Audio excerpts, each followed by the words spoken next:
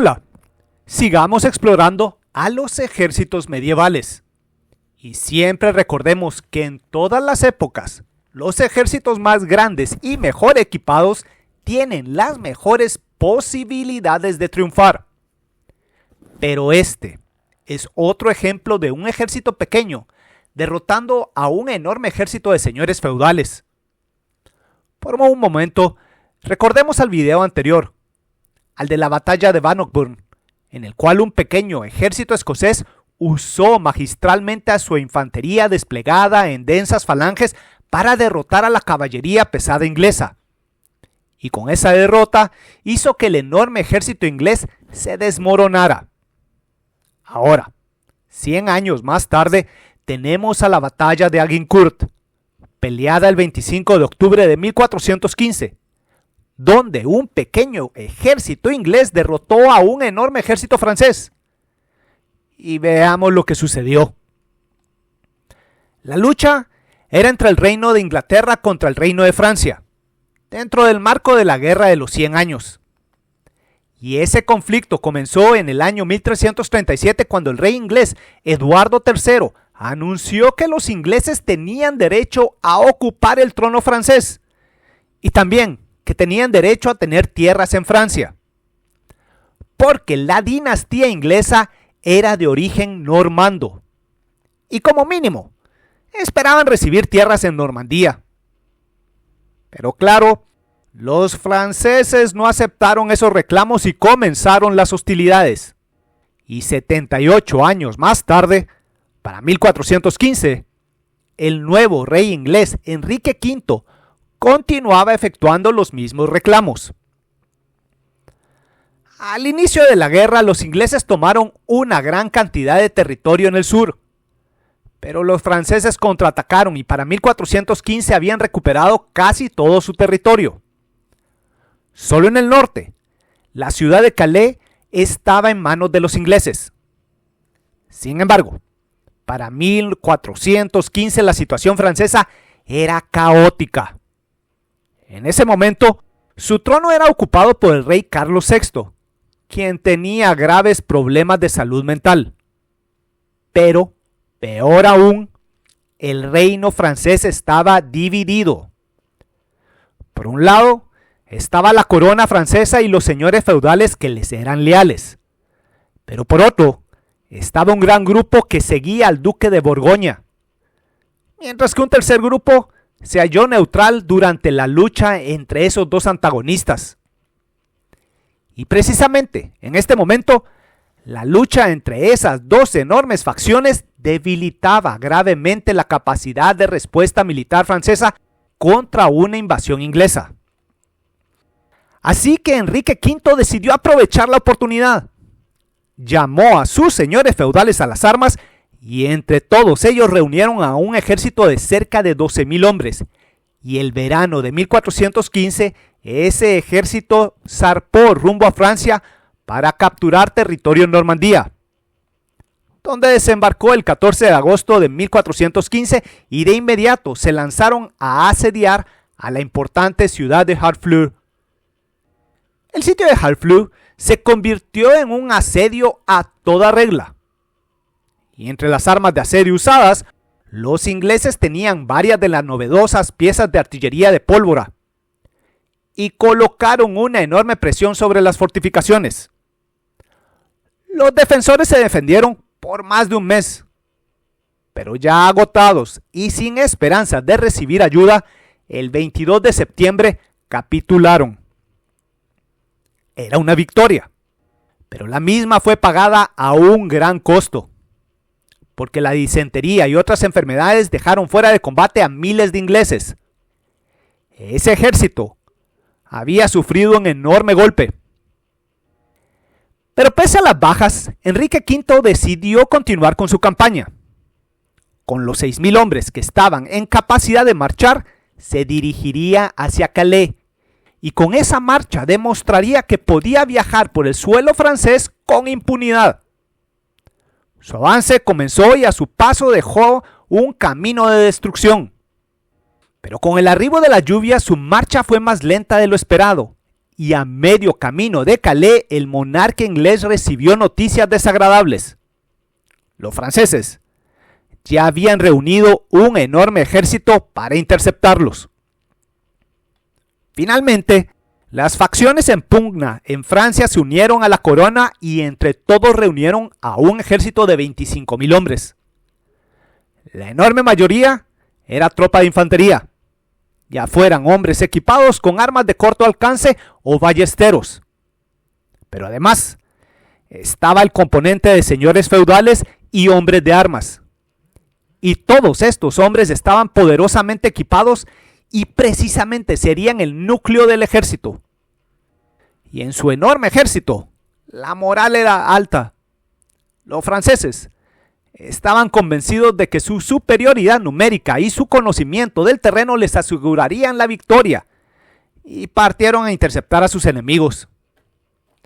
Alertas, los ingleses redoblaron su marcha, pero experimentaron aún más problemas y aún les faltaba algo de trecho para llegar a Calais cuando el 24 de octubre encontraron su camino bloqueado. Allí estaba el enorme ejército francés al norte del poblado de Agincourt. En la noche de ese día, ya en su campamento, Enrique V tuvo que tomar una decisión. Él no podía dar marcha atrás y confiado en la disciplina de sus hombres y en la efectividad de sus arqueros, optó por presentar batalla al día siguiente. Solo una observación rápida. El escudo de armas del rey inglés era una fusión entre el escudo de armas inglés, que tiene los 3 leones sobre el fondo rojo, y el escudo de armas francés, las 3 flores de lis sobre un fondo azul marino. Y lo habían hecho así porque los reyes ingleses reclamaban un lugar en el trono francés. El amanecer del 25 de octubre de 1415 los ejércitos salieron de sus campamentos y se formaron para presentar batalla en este terreno angosto entre 2 grandes bosques. Sin lugar a dudas, los franceses optaron por pelear en ese lugar y sin lugar a dudas tienen que haber creído que aquí tenían una ventaja. Este era el ejército inglés de 6.000 hombres, 5.000 arqueros equipados con el letal arco largo inglés, el 83% de ese ejército. Y estos estaban desplegados en 4 formaciones representadas en este mapa por estos 4 triángulos, mientras que los restantes 1.000 eran hombres de armas poderosamente equipados en 3 agrupaciones representadas por estos rectángulos. Y el rey Enrique V estaba al mando de la formación central. Allí estaba su estandarte. Y este era el ejército francés, de poco más de 24.000 hombres, bajo el mando de Charles Le Havret. En el centro tenía a 2 enormes agrupaciones de infantería de 8.000 hombres cada una. La enorme mayoría de ellos eran lanceros, pero también tenían a un nutrido componente de poderosos hombres de armas que iban a pie. Entre esas 2 grandes formaciones estaban 7.000 ballesteros, mientras que de la caballería pesada, 500 hombres de armas a caballo estaban en ambos flancos, y en la retaguardia estaban 700 más. El plan francés era usar a los 500 jinetes de caballería pesada de los flancos para arrollar a los arqueros ingleses en los flancos, y al mismo tiempo toda su primera línea de infantería se lanzaría al ataque y arrollaría a los ingleses. Ese era su plan. Y confiados, dejaron que los ingleses avanzaran y se desplegaran. Precisamente Enrique V y su ejército cerraron la distancia y cuando se hallaron a cerca de 250 metros de los franceses, se detuvieron, se alistaron y luego comenzaron a lanzar sus primeras andanadas de flechas.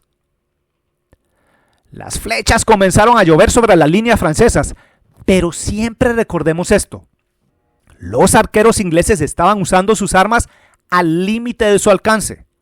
Por lo tanto, contra los señores feudales y contra los hombres de armas que tenían la protección más elaborada, esas flechas no penetraban esas armaduras. Ellos no tenían nada que temer de las flechas inglesas. Sin embargo, los hombres de armas que estaban a caballo tenían un enorme problema. La protección de sus caballos era mucho más liviana, y algunas flechas tienen que haber alcanzado a sus animales causándoles una gran cantidad de daño. Y parece que esto fue lo que motivó a los jinetes franceses a actuar. Súbitamente, los 500 jinetes de caballería pesada en los flancos se lanzaron al ataque en línea recta contra los arqueros ingleses. Su misión: arrollar a esos enemigos. Y siempre recordemos esto: durante la Edad Media, la carga de caballería pesada feudal era el ataque más temido por la infantería. Y si la infantería no estaba preparada, la masa de jinetes los arrollaría y aniquilaría sin piedad. En el video anterior vimos que una respuesta de la infantería contra la caballería pesada era pelear en densas formaciones al estilo de las falanges griegas. Así los escoceses lograron su victoria en la batalla de Bannockburn en el año 1314. Pero ahora tenemos a los arqueros ingleses. Para que estos pudieran usar sus arcos necesitaban estar muy separados unos de los otros. Tenían que estar en una formación de orden abierto. Entonces, para los arqueros ingleses, la carga de caballería pesada francesa podría ser devastadora. Ahora, algo que siempre tenemos que apreciar en el arte de la guerra es que cuando un comandante es de alto nivel, este puede anticipar los planes de sus enemigos. Y en este caso, el rey inglés Enrique V estaba consciente de la vulnerabilidad de sus arqueros contra cualquier ataque francés a corta distancia y preparó un plan. Casi desde el inicio de la marcha le ordenó a cada arquero cortar y llevar consigo una estaca de 1,5 metros de largo suficientemente gruesa para poder usarla como una palizada. Y al día de la batalla, cuando su tropa salió de su campamento, todos sus arqueros llevaban consigo sus estacas. Y cuando se detuvieron ante el ejército francés, cada uno de los arqueros clavó la estaca donde estaba parado, creando un denso obstáculo apuntando hacia los franceses. Efectivamente, cuando clavaron 5,000 estacas en el suelo, habían traído consigo a su propio ejército de lanceros. Y los 500 jinetes franceses se lanzaron contra los arqueros seguros de su victoria, pero quedaron detenidos ante el muro de estacas que se asemejaba a la falange escocesa, y los arqueros ahora lanzaron sus flechas a quemarropa.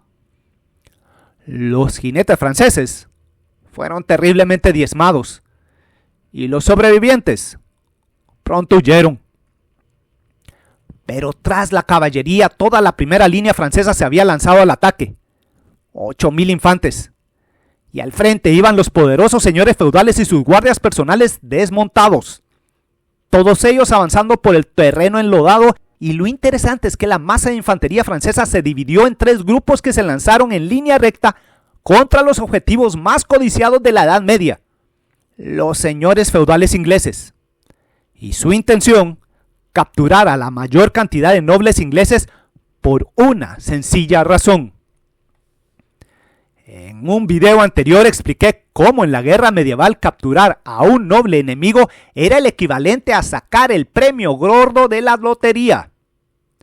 Y si un noble francés capturaba a un poderoso señor feudal inglés o incluso al rey Enrique V, el rescate sería enorme.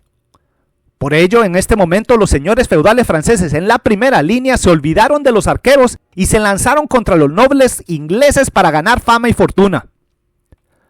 Las 3 densas columnas de infantería francesa entraron en contacto y estalló un feroz combate cuerpo a cuerpo, pero como solo las cabezas de las columnas francesas podían pelear, ellos estaban desperdiciando su enorme superioridad numérica. Y mientras que los hombres de armas ingleses estaban resistiendo el asalto, desde sus posiciones defensivas los arqueros lanzaron a quemarropa miles de flechas, diezmando terriblemente a los franceses. Y así, la infantería francesa, incapaz de sostener el combate en estas condiciones, pronto comenzó a huir. Cientos murieron y decenas de señores feudales franceses y sus hombres de armas cayeron prisioneros. Una parte sustancial del ejército francés ya había sido derrotada. Pero ahora, los ballesteros y el resto de la infantería pesada francesa se lanzaron al ataque. 15,000 hombres. Pero desafortunadamente no hubo organización alguna en ese ataque. La infantería de la segunda línea avanzó desordenadamente y no dejó que los ballesteros usaran sus armas. Y bajo esas circunstancias, estos hombres también fueron rotundamente rechazados por una lluvia de flechas. Del enorme ejército francés, ahora solo quedaba la reserva de 700 señores feudales y sus guardias. Pero realmente, ¿qué podían hacer solo esos 700 jinetes de caballería pesada? Es cierto, los hombres de armas ingleses y sus arqueros ya tenían que estar agotados. Y además, ya habían salido de sus posiciones defensivas. Pero los restantes nobles franceses aceptaron que su ejército ya había sido rotundamente derrotado y también se retiraron. La batalla había terminado. Fue una gran victoria inglesa. Los franceses perdieron de 7,000 a 10,000 hombres, incluyendo una enorme cantidad de nobles y caballeros, de 35 a 50% de su ejército. En contraste, las pérdidas inglesas, mínimas, no más de 1,000 bajas, el 17% de su ejército. Esa fue una enorme diferencia. Y Enrique V aprovechó el éxito y emprendió nuevas campañas en los próximos años, con las que logró conquistar una gran parte del territorio del norte de Francia. Sin embargo, la guerra estaba lejos de terminar.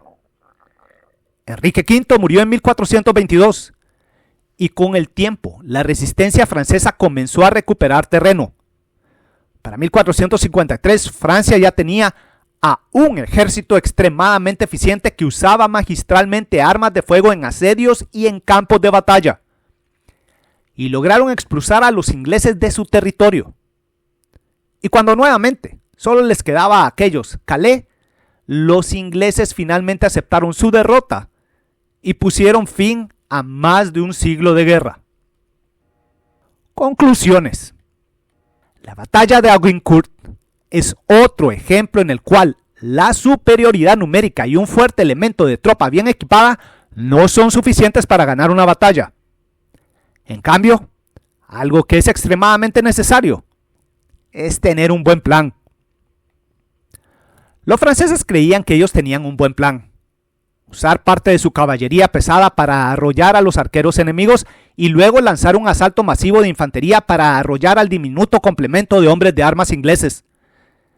Y recordemos esto, que de llegar al combate cuerpo a cuerpo, la caballería pesada francesa podría haber desbaratado fácilmente a los arqueros ingleses. Pero Enrique V estaba consciente de la vulnerabilidad de sus arqueros y por esa razón tomó la medida de hacer que estos llevaran consigo 5,000 estacas de madera para crear una densa maraña de defensas de campo, que emularon perfectamente la fortaleza de las falanges escocesas. Y precisamente, aquellas defensas de campo primero ayudaron enormemente contra el asalto de la caballería y luego contra el asalto de la infantería, ya que desde la relativa seguridad de sus defensas, los arqueros lanzaron una lluvia de flechas contra sus enemigos, derrotándolos rotundamente. La parte más importante de la victoria inglesa es que Enrique V supo anticipar el plan de ataque francés, y el rey inglés tomó las contramedidas apropiadas, y eso le dio la victoria. Así de simple.